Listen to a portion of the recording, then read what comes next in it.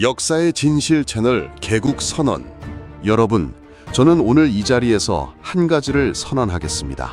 우리가 역사라고 부르는 것들, 교과서에서 배운 것들, 드라마에서 봐온 것들, 그 중에는 수백 년 동안 아무도 의심하지 않았던 이야기들이 있습니다.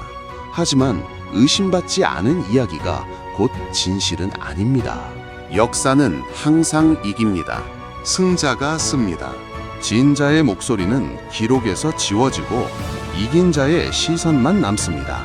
그렇게 만들어진 이야기가 300년, 500년을 내려오면서 진실이라는 이름을 얻게 되죠. 이 채널 역사의 진실은 그 이야기들을 법정에 세우겠습니다. 감정이 아니라 증거로, 드라마가 아니라 실록으로, 통설이 아니라 팩트로 하나씩 해부하겠습니다.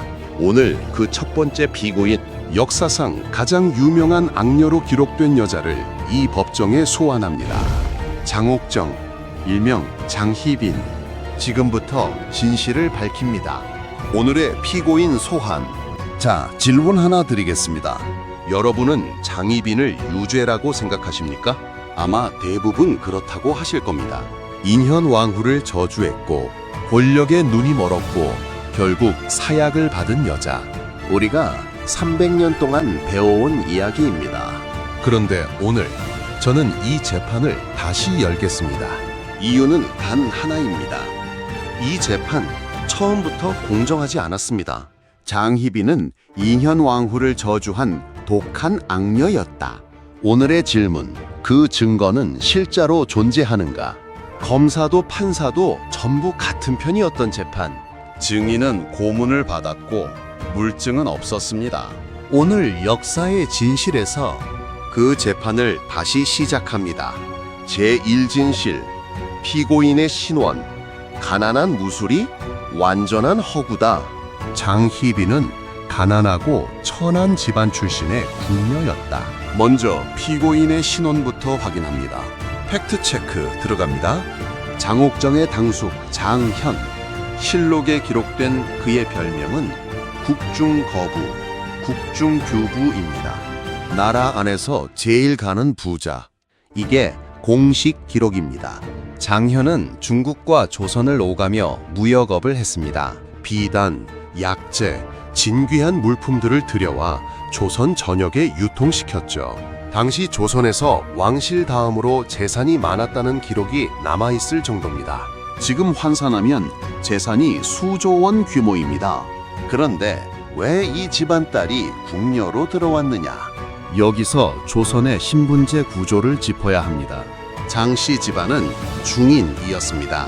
돈은 있지만 법적 신분은 양반이 아닌 거죠. 아무리 재산이 많아도 길에서 허름한 양반한테 고개를 숙여야 했습니다. 자존심 강한 집안 입장에선 이건 참을 수 없는 굴욕이었어요. 그래서 선택한 전략이 왕실과의 연결이었습니다. 가문에서 가장 빼어난 딸을 궁으로 보내 신분의 한계를 돌파하려 한 거죠. 옥정의 외모에 대한 기록도 있습니다. 조선 사관들은 원칙적으로 여인의 외모를 묘사하지 않습니다. 그런데 실록에 옥정에 대한 기록만큼은 예외가 됩니다. 자색이 매우 아름다웠다. 이걸 공식 기록에 남겼다는 것 자체가 얼마나 특출났는지를 역설적으로 증명합니다. 제1진실 판결.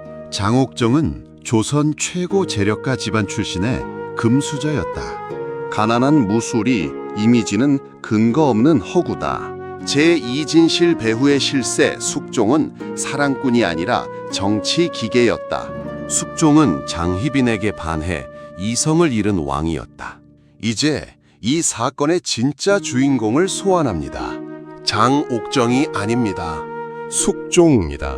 숙종, 이순. 그를 딱 한 문장으로 정의하자면 조선 역사상 가장 냉혹한 환국의 설계자입니다. 그 증거를 보여드리겠습니다. 숙종 재위 기간 동안 이른바 한국, 환국, 즉 조정의 권력 구도가 완전히 뒤집히는 사건이 몇 번 발생했을까요? 무려 3번입니다. 경신환국, 기사환국, 갑술환국. 그때마다 수십 명에서 수백 명의 대신이 자리를 잃었습니다. 이게 우연이었을까요? 아닙니다. 숙종은 의도적으로 이 판을 짰습니다. 당시 조정을 장악한 서인들이 왕권을 제약하자 숙종은 남인을 이용해 서인을 숙청합니다. 이후 남인이 커지면 다시 서인을 이용해 남인을 꺾습니다. 완벽한 견제와 균형의 정치학이죠.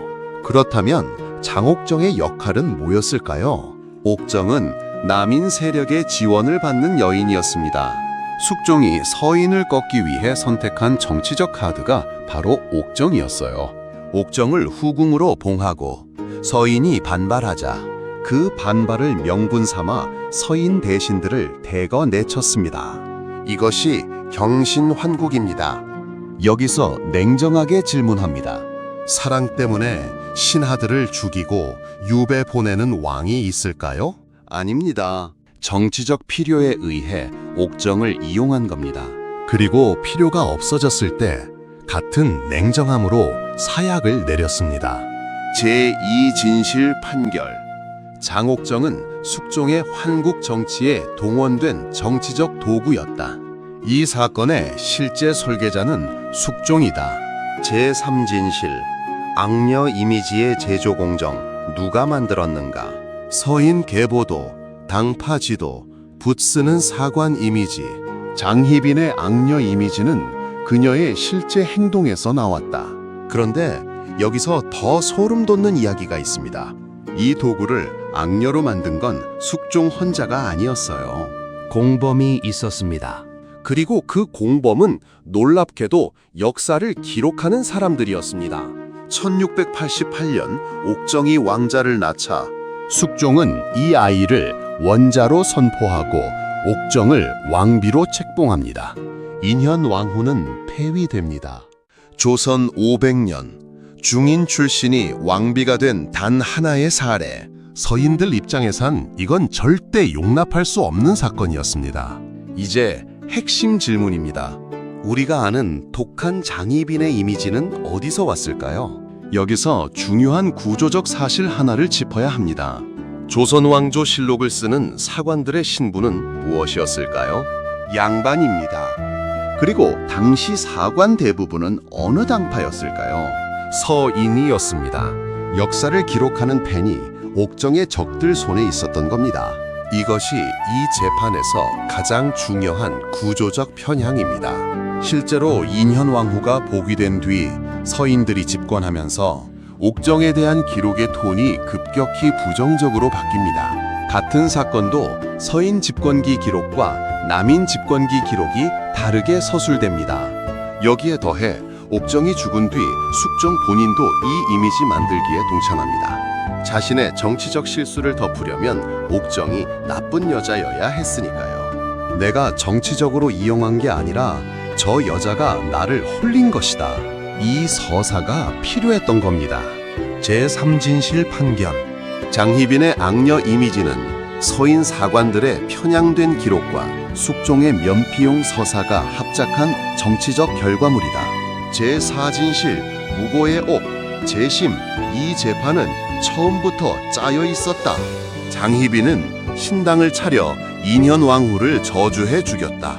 1701년 인현왕후가 병사합니다.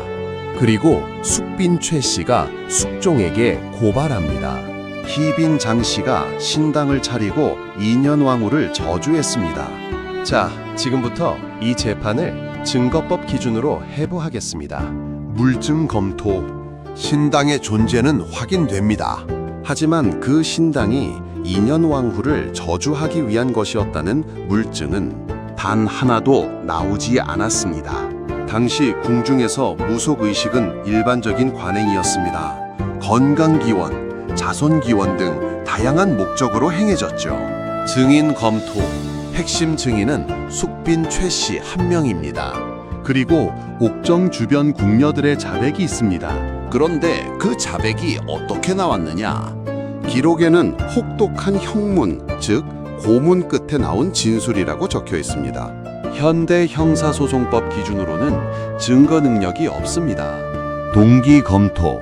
숙빈 최 씨에게 옥정을 제거할 동기가 있었을까요? 충분히 있었다고 볼 수 있습니다.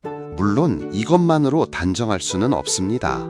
하지만 당시 정치적 맥락을 보면 이 고발이 순수한 충성심에서 나왔다고 보기엔 석연치 않은 구석이 있습니다. 그리고 무엇보다 결정적인 게 있습니다. 인현 왕후는 당시 오랜 병환 중이었습니다. 의학적으로 충분히 사망 원인이 설명됩니다. 저주 때문이 아니라 병 때문에 돌아가신 거예요.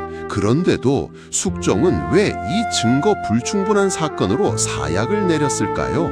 앞서 말씀드린 대로입니다. 이미 남인이 너무 커졌고 옥정은 다시 한번 정치적으로 소모될 차례가 된 것입니다. 제4진실 판결. 무고의 옥은 물증 없음, 강압 자백, 동기 있는 단독 증인으로 구성된 재판이었다. 현대 기준으로는 무죄다. 제5진실 최후 판결 300년 만에 선고한다. 이제 마지막입니다. 오늘의 재판 최후 변론과 판결입니다. 1701년 10월 사약이 내려집니다. 장옥정 나이 43세. 드라마에서 보셨죠? 사약을 안 마시려고 발버둥 치고 아들의 손을 잡아당기고 그 자극적인 장면들. 그런데 실록을 아무리 뒤져봐도 그 장면은 나오지 않습니다. 야사, 즉 민간에서 떠돈 소문일 뿐이에요. 그 소문을 퍼뜨린 사람들이 누구였는지 이제 우리는 압니다. 옥정이 죽고 숙종이 가장 먼저 내린 명령이 뭔지 아십니까? 앞으로 후궁은 영원히 왕비가 될 수 없다. 자기가 만들어낸 기적을 자기 손으로 영구히 봉인해버렸습니다. 이것이 숙종의 마지막 자백입니다. 자신이 무슨 짓을 했는지 본인도 알고 있었던 겁니다. 자, 이제 역사의 진실 법정이 300년 만에 판결을 선고합니다. 역사의 진실 최후 판결. 장옥정에게 씌워진 악녀의 죄목은 물증도 없고 공정한 증인도 없었다. 기록을 쓴 자는 그녀의 적이었고 재판을 연 자는 그녀를 도구로 쓴 자였다. 무죄. 그렇다면 진짜 죄인은 누구였을까요?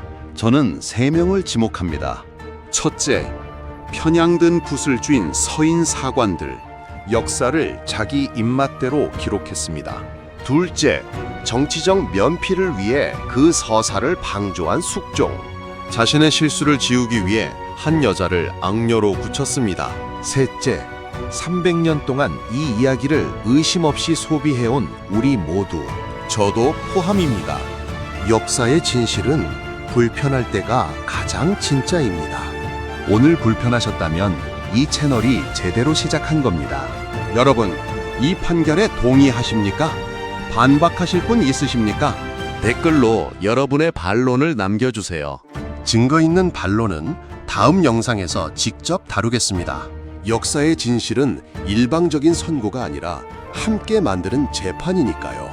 구독과 좋아요, 알림 설정은 다음 재판 소환장입니다. 그리고 다음 법정 미리 예고해드립니다. 다음 재판 예고 제2호 영상. 제목: 연산군은 정말 미친 폭군이었는가? 실록이 지운 어머니의 진실. 우리가 아는 연산군 흥청망청, 사화, 폭군.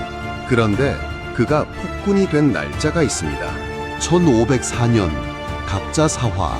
어머니 회비 윤씨의 사사사실을 알게 된 바로 그날부터입니다. 교과서에는 없는 질문 하나. 그게 광기였을까요? 아니면 아들의 복수였을까요? 다음 법정의 피고인은 연산군입니다. 소환장 알림으로 보내드립니다. 구독과 좋아요 잊지 마시고 한 번씩 눌러주세요. 지금까지 역사의 진실이었습니다. 감사합니다.